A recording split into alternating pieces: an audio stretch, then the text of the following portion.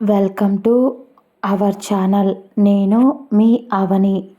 మనం కథలోకి వెళ్ళిపోయే ముందు మన ఛానల్ని తప్పకుండా సబ్స్క్రైబ్ చేసుకోండి. అలాగే లైక్ చేయండి, తప్పకుండా షేర్ చేయండి. కథ ఎలా ఉందో కామెంట్ చేయడం మర్చిపోవద్దు. ఇంకా కథలోకి వెళ్ళిపోదాం. రావణుడితో సీత పరిణయం పార్ట్ 12. అన్నీ చూస్తూ తను ఏడుస్తుంటే సాటిస్ఫై అవుతున్న వాళ్ళది అని అన్నాడు హర్ష కోపంగా. తన పిడికిలిని బిగిస్తూ తన అన్నయ్య మాటలను అర్థం చేసుకోవడానికి ఇద్దరు తన అన్నయ్య వైపు అయోమయంగా చూస్తూ ఉంటే హర్ష కోపాన్ని ఒక నిట్టూర్పులా వదిలి, ఈ కథ చాలా రోజులకు ముందే మొదలైనట్టు నాకు అనిపిస్తుందిరా. మనం ఇక్కడ మన పనిలో బిజీగా ఉండడం వల్ల నేను వీళ్ళ జీవితంలో ఏం జరుగుతుంది తెలుసుకోలేకపోయాను. ఆశ్రిత వెన్నంటే ఉన్నాను అని అనుకున్నాను, కానీ వీళ్ళను నాకు తెలియకుండా చీకటి కబలించింది. ఒకటేసారి నన్ను ట్రాప్ చేశారు. ఇవన్నీ సంవత్సరం ముందు స్టార్ట్ అయ్యాయి. ఆ రోజు ఆశ్రిత నాన్నగారు ఏదో ఫోన్ రావడంతో ఫోన్ లిఫ్ట్ చేసి మాట్లాడారు. దాంట్లో మనం హ్యాకర్స్ ఆ కాల్ రికార్డింగ్ని హ్యాక్ చేసి విన్నాను.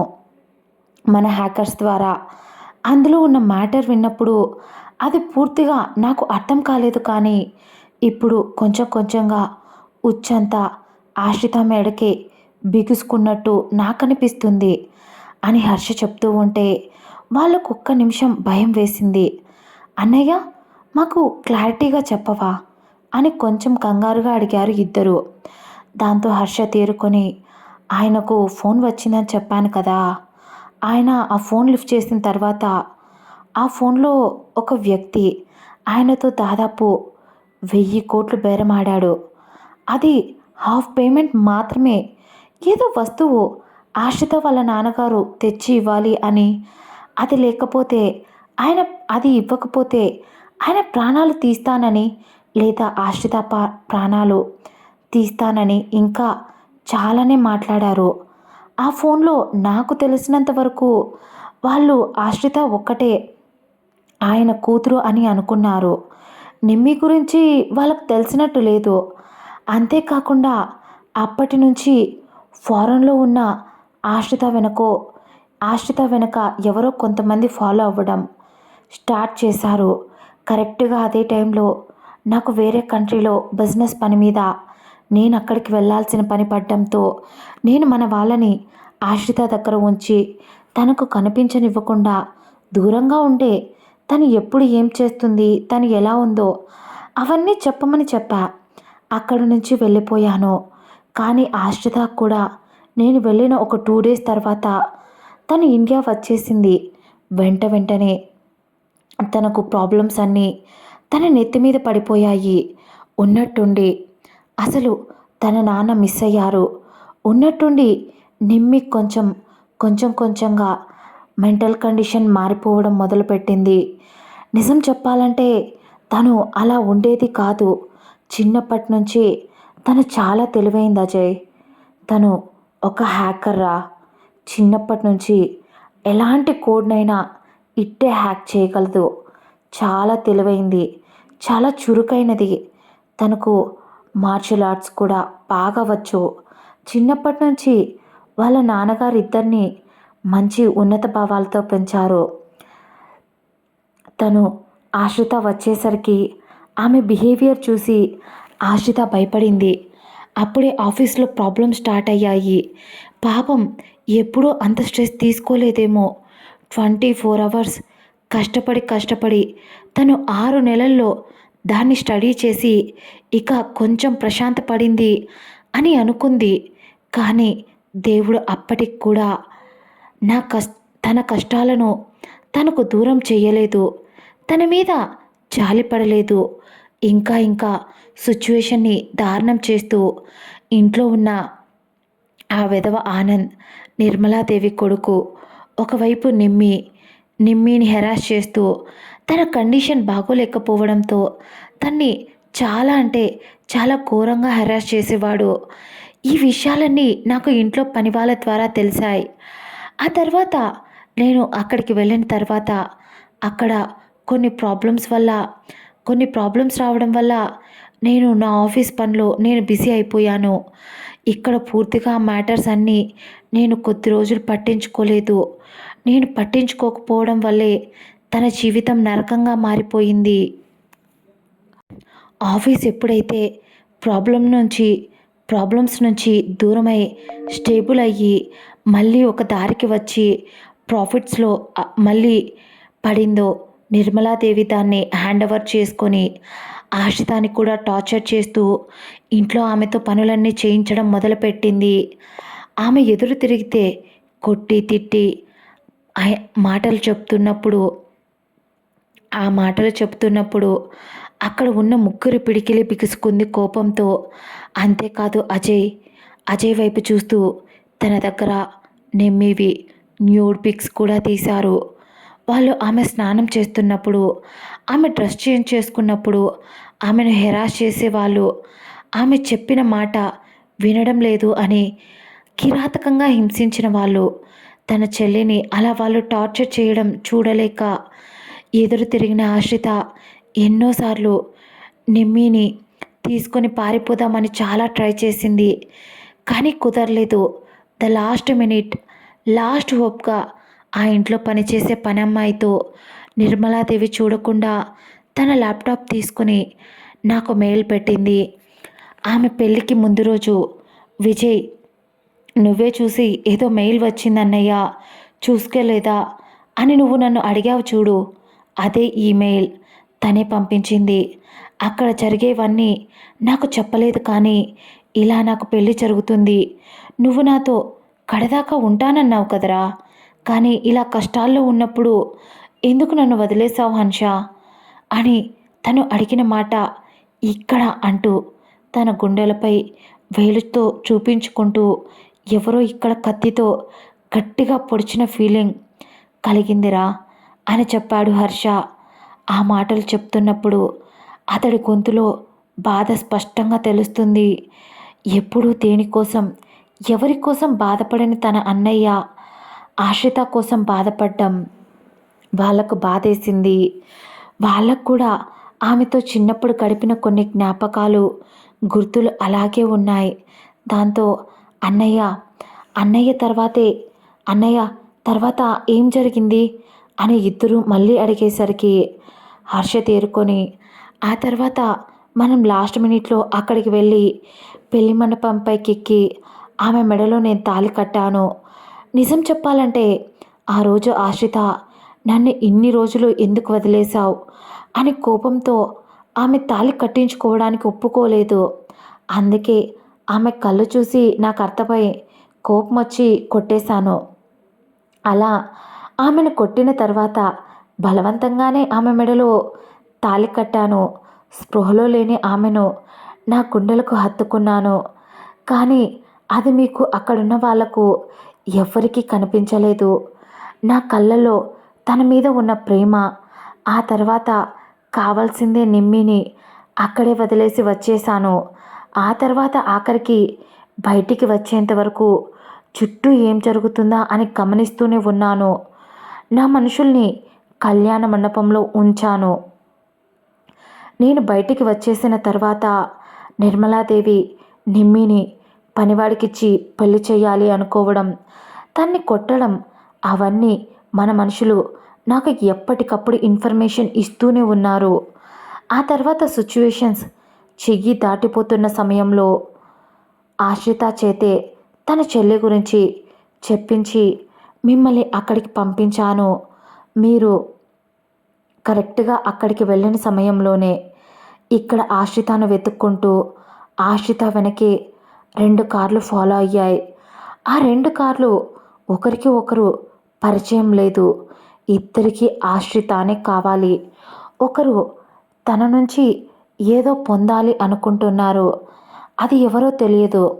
కానీ ఇంకొక కారు అయితే ఖచ్చితంగా నిర్మలాదేవిదే.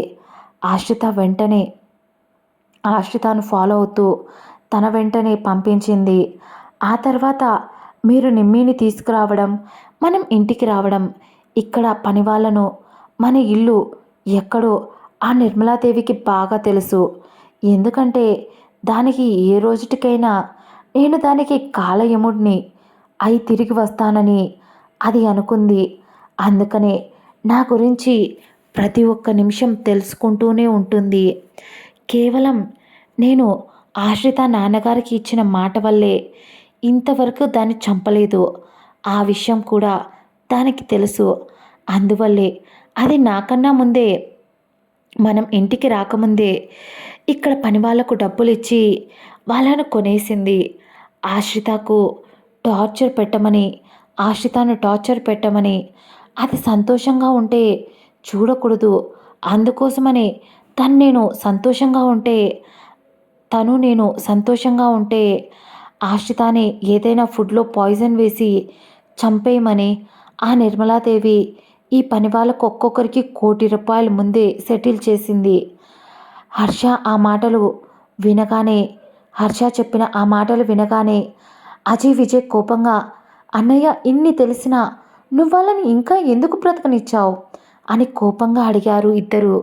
హర్ష చిన్న చిరునవ్వుతో, నా దృష్టిలో ఆఫ్టర్ ఆల్ రా వాళ్ళు, ఇంకా నిర్మలాదేవంటావా? ఎప్పుడైతే ఆశ్రిత నాన్నగారు కనిపించకుండా పోయారో నేను ఆయనకిచ్చిన మాట కూడా దాటేశాను. దాన్ని చంపాలి అని ఫిక్స్ అయిపోయాను.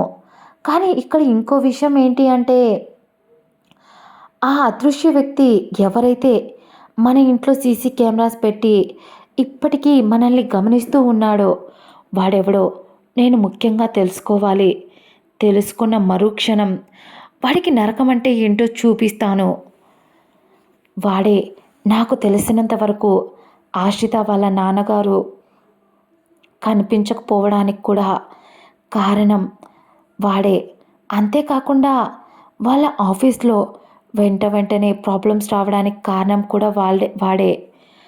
వాళ్ళ షేర్ తగ్గిపోవడం, వాళ్ళ షేర్ వాల్యూస్ తగ్గిపోవడానికి కారణం అన్నీ వాడే. ఆశ్రిత మెడకు ఒక ఉచ్చులా బిగుసుకునేలా చేశాడు. వాడి ముందు నిర్మలాదేవి దేనికి పనికిరాదు. అందుకనే వీళ్ళ ఇద్దరికీ ఒకరికి ఒకరు సంబంధం లేదు. కానీ ఈ మధ్యకాలంలో మా పెళ్ళై నేను తన్ని ఇంటికి తీసుకొచ్చిన తర్వాత వాడెవడో మొహం చూపించకుండానే దీనితో డీల్ కుదుర్చుకున్నాడు నిర్మలాదేవితో. అందుకోసమనే దాని కొడుకు చచ్చే పొజిషన్లో హాస్పిటల్లో పడి ఉన్న ఇది మాత్రం ఆ ఊరికి వెళ్ళి ఏదో చేసి వచ్చింది. అది కనుక్కోవడానికే నిన్న నేను కూడా వెళ్ళాను. కానీ అక్కడ నేను ఊహించనివి చాలా చూశాను. ఆ ఊర్లోకి ఎంటర్ అవుతున్నప్పుడు ఆ ఊరు పొలిమేరలో ఒక సాధువు నా కార్కి ఎదురు వచ్చి, ఎక్కడికి వెళ్తున్నావు? ఊర్లోకి వెళ్ళిన వాళ్ళు శవాలుగా తప్ప మనుషులుగా తిరిగి రారు, వెళ్ళిపో, ఊర్లోకి వెళ్ళడం చాలా కష్టం అని ఆ సాధువు బెదిరించినట్టే చెప్పాడు. నేను ఒక్క క్షణం ఆలోచించి కార్ దిగి ఆయన దగ్గరికి వెళ్ళగా ఆయన నన్ను చూసి అప్పటిదాకా ఆయన మొహంలో ఉన్న కోపం పోయి ఒక రకమైన ఆశ్చర్యంగా మొహం పెట్టి, రాజు వచ్చాడు అని అంటూ నన్ను చూసి ఆయన గట్టిగా అరుస్తూ, అది పొలిమేర కావడం వల్ల చుట్టూరా చెట్లుంటే ఆ చెట్లలో ఏ దిక్కుకు వెళ్ళిపోయాడో ఒక్క నిమిషంలో మాయమైపోయారా. చాలా ట్రై చేశాను వెతకడానికి, కానీ దొరకలేదు అని హర్ష చెప్పాడు. అజయ్ విజయ్ ఇద్దరు ఆశ్చర్యంగా, నోట మాట రాలేదు వాళ్ళిద్దరూ. ఆ తర్వాత హర్ష చెప్తూ ఉంటే నేను మళ్ళీ కార్ స్టార్ట్ చేసి ఆ ఊర్లోకి వెళ్ళాను. అక్కడ నేను వెళ్ళి ఊర్లో చాలా వరకు జనాలు లేరు. నాకు అర్థం కాలేదు. అక్కడ ఉన్న ఇల్లు చాలా ఉన్నాయి, కానీ అక్కడ ఉన్న జనాలు ఏమై ఉంటారు? ఉన్న ఇల్లు 1000 అయితే అక్కడ నాకు కనిపించిన జనాలు 100 మంది కూడా లేరు. నేను ఏ ఒక్కరిని ఆన్సర్ అడిగినా ఒక్కరు కూడా చెప్పలేదు. అలా వెళుతున్నా నాకు ఆ ఊరి గుడి కనిపించింది. నిజంగా అలాంటి గుడిని ఎక్కడా చూడలేదురా నేను ఇన్ని రోజుల్లో. ఎందుకంటే పురాతన కాలంలో కొన్ని గుడులు బంగారంతో కట్టించారంట. అప్పుడు కట్టించినవి ఇప్పుడు ఎంత ట్రై చేసినా ఎవ్వరూ కట్టలేరు. అంత బాగా కట్టించారు. అసలు ఆ గుడి అప్పుడప్పుడు అప్పుడు పురాతన కాలం గజస్తంభం అప్పుడెప్పుడో పురాతన కాలం గజస్తంభం ఇప్పటికి కూడా చెక్కు చెదరలేదు. కానీ ఆ గుడిలోకి అడుగు పెడుతున్నప్పుడు ఏదో తెలియని ఫీలింగ్. నా చేతులు షివరయ్యాయి. ఏదో నన్ను లోపలికి లాక్కుంటున్న ఫీలింగ్‌తో ఎప్పుడు గుడిలోకి వెళ్ళానో మొ వెళ్ళంది. నేను మొదటిసారి గుడిలోకి వెళ్ళాను. అంత పెద్ద గుడైనా ఎవ్వరూ దాన్ని శుభ్రం చేయలేదు. తలుపులు కూడా ఓపెన్‌లోనే ఉన్నాయి. ఎందుకో హర్ష ప్రశ్నలన్నిటికీ ఇక్కడే సమాధానాలు దొరుకుతాయి అని అనిపించింది హర్షకు. లోపలికి వెళ్ళాడు. లోపలికి వెళ్ళేసరికి చుట్టూరా ఆకులు, అలుములు, చెత్తా చెదారంతో ఎటు చూసినా మట్టి కొట్టుకుపోయి ఉన్న గుడి. పూజలు లేక గర్భగుడిలో ఒంటరిగా మిగిలిపోయిన దేవుడు. అలా లోపలికి వెళ్ళిన హర్షకు తను బయట నుంచి చూస్తే పూజ చేయనట్టు కనిపించింది.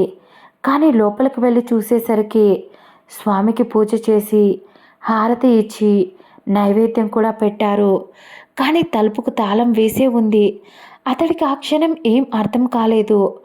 అక్కడే ఒక దిమ్మెపై ఎక్కువ దుమ్ము ఉండడంతో దాన్ని తన కోట్ తీసి కింద వేసి దానిపై కొద్దిసేపు కూర్చున్నాడు.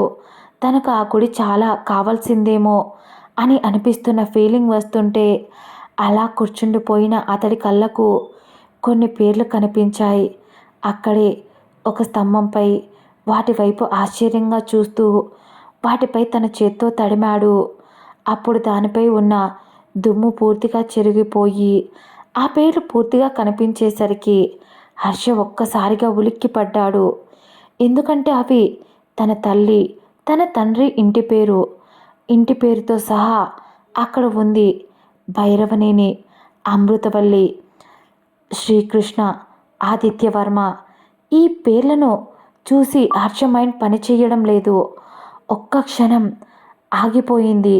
ఆ క్షణంలో హర్ష ఆ పేర్ల వైపు చూస్తూ ఎమోషనల్గా ఫీల్ అయ్యి అమ్మా నాన్న అనే మాట హర్ష నోటి నుంచి వస్తున్న టైంలోనే ఎవరో ఒకతను హర్ష నోరు మూసేసి పక్కకి ఆ గుడి వెనకల ఒక చీకటి ప్రదేశం లాంటి గుహ ఉండేసరికి అతన్ని అక్కడికి లాక్కెళ్ళాడు.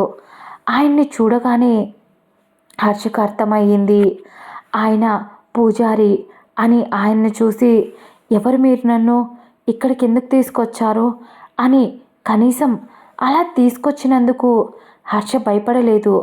తన కళ్ళల్లో తెగింపు, ధైర్యానికి, ఔన్నత్యానికి అన్నింటికీ ఆ పూజారి గారు అతడి వైపు చూస్తూ చిన్నవాడి వైపోయావు నాయనా, లేదంటే నీ కాళ్ళు నెత్తిన పెట్టుకున్న పుణ్యం వచ్చేది అని ఆయన అంటుంటే హర్ష ఏమీ అర్థం కానట్టు ఆయన వైపు చూశాడు. ఆయన నాకు తెలుసు బాబు, నేను చెప్పేది నీకు అర్థం కాలేదని. అది ఏంటంటే నేను ఆషిత వాళ్ళ నాన్నగారికి బాగా తెలుసు. ఆయన ఇక్కడికి వచ్చినప్పుడల్లా నీ ఫోటోని చూపించేవారు. ఆయన్ని నేను సిటీకి వచ్చి కలిసి వస్తూ ఉంటాను కూడా. అందువల్లే నీకు క్షేమ సమాచారాలు తెలుసుకుంటూ నీ గురించి ఉంటాను. నువ్వు మామూలు వ్యక్తివి కాదు, మహర్జాతకుడివి. రాజుకు రాజే పుడతాడు అంటారు, కానీ మహారాజు పుట్టావయ్యా నువ్వు. నీ రాకతో ఇక్కడే సంతోషాలు వెల్లివిరిశాయి. నీ రాకతో పంటలు లేక బీడుబారిపోయిన భూములు మళ్ళీ పచ్చగా మారాయి.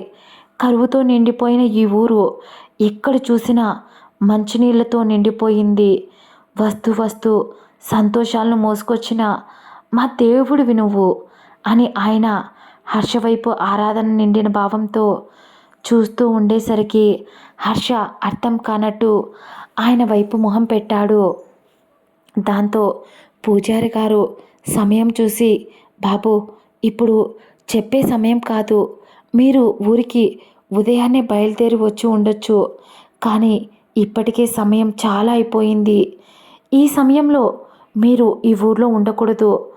ఇప్పుడు ఇక్కడ టైం 5 గంటలవుతుంది. మీరు ఊరి పొలిమేరకు చేరుకునేసరికి 6 అవుతుంది.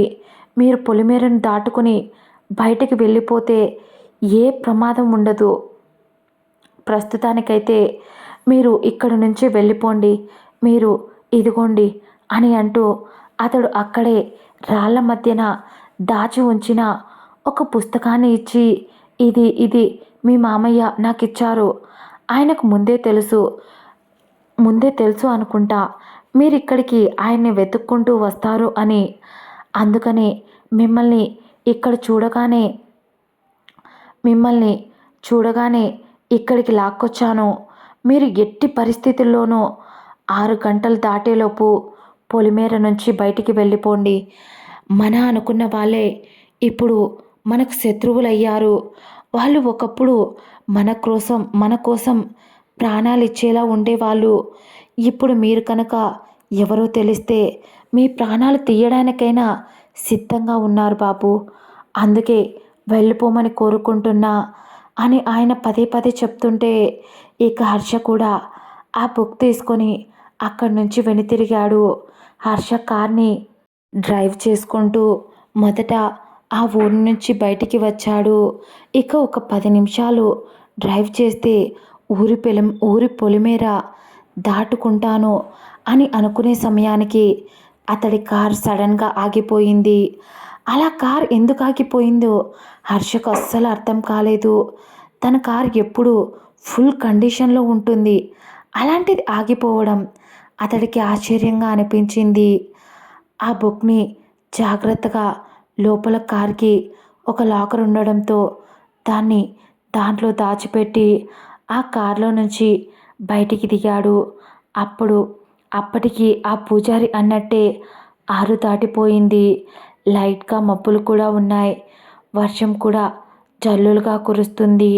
హర్ష కార్కి ఏమైందో మొబైల్ టార్చ్ ఆన్ చేసి చెక్ చేస్తూ ఉన్నాడు. అప్పుడే ఎక్కడి నుంచి వచ్చిందో తెలియదు, కరెక్ట్గా ఒక బాణం వచ్చి హర్ష పైకి రాబోతే తన చెవులు చాలా చురుకైనవి, చిన్న చప్పునైనా ఇట్టే పట్టేస్తాయి. కాబట్టి ఒక్కసారిగా పక్కకి టక్కున బెండవ్వడం వల్ల అది వెళ్ళి ఒక చెట్టుకు తగిలింది. అది ఎంత స్ట్రాంగ్గా ఉంది అంటే ఆ చెట్టు విరిగి పడిపోయేంత స్ట్రాంగ్గా ఉంది ఆ బాణం. దాంతో హర్ష ఇది ఎవరో కావాల్సిందే చేస్తున్నారు అని అర్థమై కొంచెం కేర్ఫుల్గా చూస్తూ ఉన్నాడు. ఒకటేసారి దాదాపు 4 వైపుల నుంచి అటాక్ చేయడం మొదలుపెట్టారు. బాణాలతో హర్ష ఒక్కసారిగా కళ్ళు మూసుకొని తన చెవులకి పని చెప్పాడు. ఎటువైపు నుంచి వస్తుందో అటువైపు నుంచి తన 2 చేతులతో 4 దిక్కుల నుంచి వస్తున్న ఆ బాణాలను పట్టుకొని వాళ్ళే కన్ఫ్యూజ్ అయ్యేలా ఏ వీళ్ళు అవసరం లేకుండా వాళ్ళపైకే దాడి చేశాడు. ఒక్క వేటికే నలుగురికి నరకం కనిపించింది. హర్ష దెబ్బకి నలుగురు కింద పడిపోయారు. కానీ ఉన్నట్టుండి ఒక్క బాణం హర్ష ఏమరపాటుగా ఉండేసరికి అది అతడు భుజానికి తగిలింది. ఆ బాణం తగిలే ఆ క్షణం కూడా హర్ష కొంచెం పక్కకి బెండ్ అయ్యాడు. కాబట్టి లైట్గా భుజానికి ఆనుకుంటూ వెళ్ళిపోయింది, చర్మాన్ని చీల్చుకుంటూ. అలా హర్షకు గాయమయ్యింది. అప్పుడే అతడు షర్ట్ కూడా చినిగిపోయింది.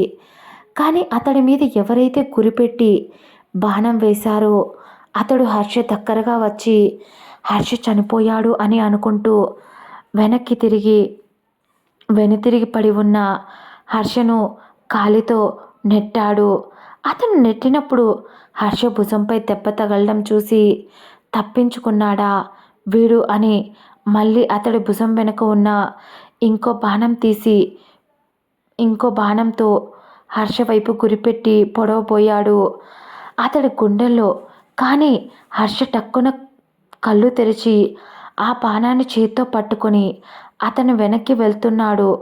కానీ అతను చాలా బలంగా ఉండటం వల్ల ఎంత ట్రై చేస్తున్నా అతడు హర్షని ఓడించలేకపోతున్నాడు. అలాగే హర్ష కూడా అతన్ని ఆపగలుగుతున్నాడు, కానీ పూర్తిగా అతడి శక్తిని కంట్రోల్ చేయలేకపోతున్నాడు. ఇదండి ఇవాల్టి ఎపిసోడ్. మన కథ మీకు నచ్చితే తప్పకుండా లైక్ చేయండి, సబ్స్క్రైబ్ చేసుకోండి. అలాగే కథ ఎలా ఉందో విని వెళ్ళిపోకుండా కామెంట్ ఇవ్వండి. ఇందులో చాలా చిక్కుముళ్ళున్నా అన్నీ ఒక్కొక్కటిగా విప్పుతాను. మళ్ళీ నెక్స్ట్ ఎపిసోడ్‌లో కలుద్దాం. Bye bye. అంతవరకు.